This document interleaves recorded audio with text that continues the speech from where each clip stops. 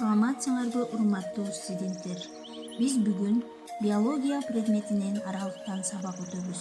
Сабакты даярдаган Ош технологиялык университетинин гуманитардык технологиялык колледжинин геология, жаратылышты пайдалануу жана коопсуздук кафедрасынын окутуучусу Умурзаева Кызжибек Абдилаевна. Биздин бүгүнкү өтүлүүчү темабыз Кыргызстанда кездешүүчү дары өсүмдүктөр. Сабагыбыздын максаты Кыргызстанда кездешкен дары өсүмдүктөр менен таанышуу, маалымат алуу жана организмге пайдалуу жактары боюнча түшүнүк алабыз. Кыргызстан бул тоолуу, жаратылышы кооз, көптөгөн дары өсүмдүктөргө бай өлкө.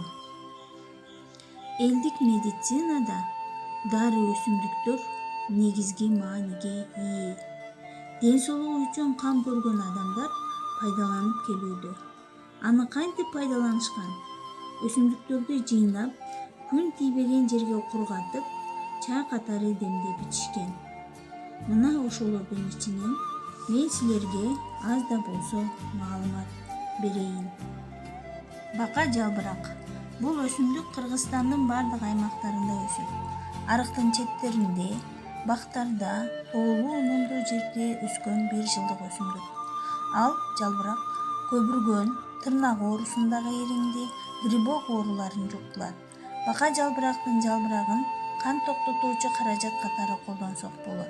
Бул өсүмдүктүн жалбырагын май айынан сентябрга чейин чогултуп, жыйнап алсак болот. Уйгак.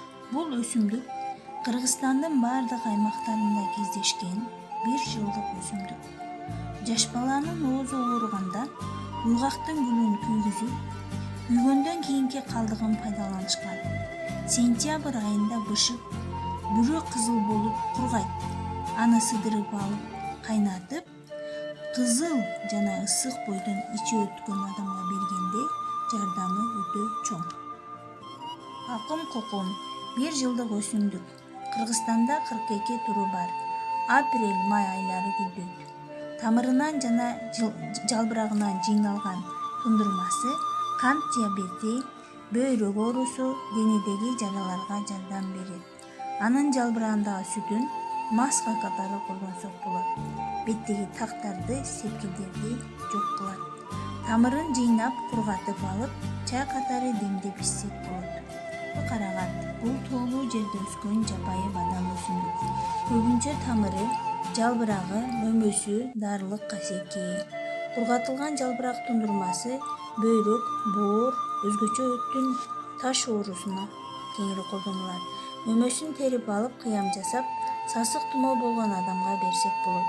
Бул өсүмдүктүн мөмөсүнөн даярдалган кыям сергитүүчү, тердетүүчү, заара чыгаруучу, кан токтотуучу дары катары колдонулат. Бул өсүмдүктө бардык аймактарда кездешкен бир жылдык өсүмдүк. Тери ооруларына биринчи кан токтотуучу каражат катары да колдонсок болот. Чалканды сууга кайнатып, чачты жууса, чачты калыңдатып, үңүнө чыгарат. Экземада чалканды чактырып, ошодон айыгышкан. Ал эми сөңгөгүн кайнатып ичишкен. Аны ичек ооруларына дары катары колдонушат. Чычырканак. Шар аккан суунун боюнда өскөн көп жылдык өсүмдүк. Кыргызстандын тоолуу аймактарында кеңири кездешет. Бул өсүмдүктүн мөмөсүн жыйнап алып, кыям жасап алсак болот. Бул кыям ашказан оорусун айыктырууда жардам берет жана бөйрөктүн иштешин жакшыртат. Кызгалдак.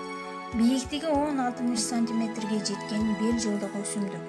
Адамга күн өтүп кеткенде жүрөк, ашказан, көз ооруларын айыктырууда колдонулат. Гүлдөрүнөн боекторду жасашкан. Уругунан чай демдеп ичсе, аялдардын жатын оорусуна жардам берет. Сабагы менен гүлүн кайнатып чачты жууса, какашты кетирет жана маска катары колдонсок да болот. Аткулак. Кыргызстандын бардык аймагында кездешкен бир жылдык өсүмдүк. Бул өсүмдүк сентябрь айында кызыл болуп гүлдөйт. Ошол гүлүн чайдай кылып демдеп ичсек, ич өткөнгө жардам берет. Бийиктиги 40 сантиметр болгон, тоодо өскөн, жагымдуу, жыттуу өсүмдүк. Кайнатылган тундурмасы бөйрөктүн иштешин жөнгө салат. Жүрөк, ашказан иштешин жакшыртат.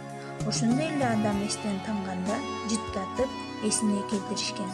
Бул өсүмдүктүн жалбырагын жыйнап алып, күнүмдүк жашоодо чай катары колдонсок да болот. Тамактын өнөкөт ооруларын дарылоодо бул чөптүн кайнатмасын бышкан сүткө кошуп ичишкен. Бийиктиги 2-3 метр болгон тикендүү, мөмөсү майда каттуу бадал өсүмдүк.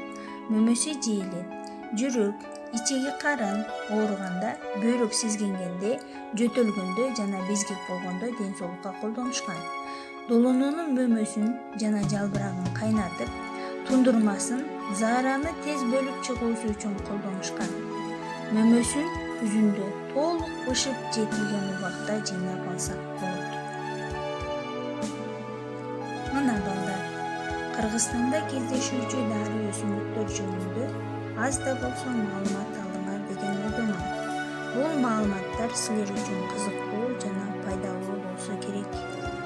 Күнүмдүк жашоодо дары-дармектин ордуна дары өсүмдүктөрдү да колдонсок болот. Биздин ата-бабаларыбыз жашоосунда дары өсүмдүктөрдү тиімдүү пайдаланып келишкен. Анда эмесе үйгө тапшырма. Бүгүнкү сабактан алган маалыматтан сырткары Кыргызстанда дагы кандай ден соолукка пайдалуу өсүмдүктөр бар жана кандай дарылык касиеттери бар экендиги жөнүндө маалымат табасыңар. Сабакка көңүл бурганыңар үчүн рахмат. Кийинки сабакта жолугушканча саламатта